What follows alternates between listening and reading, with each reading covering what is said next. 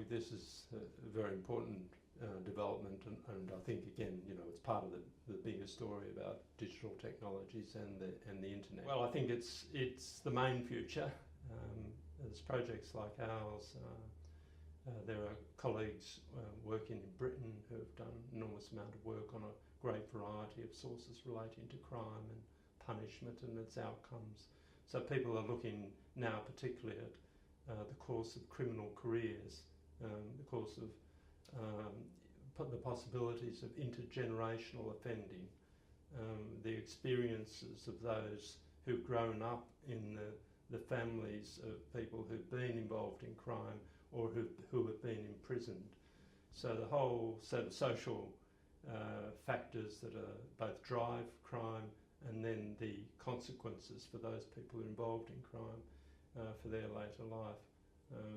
Putting crime back into social history in a major way, and not just looking at crime because it happens to be a particular sort of prurient interest, but because it's a part of social life and it's necessary for us to understand that. So there's quite a lot of practical work going on towards improving the interoperability, they call it, of databases.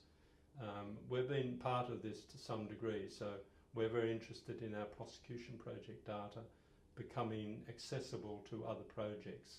We're doing it in a particular way in Australia, in that Trove, the National Library search engine, can now search our database and use some of the information about individuals to put back into the Trove search engine.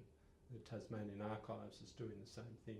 Now, there's no reason why the digital panopticon in Britain mightn't be looking at prosecution project data for the post-transportation careers of those who were sent from Britain to Australia in the middle of the 19th century and who crop up in Western Australia particularly and Victoria.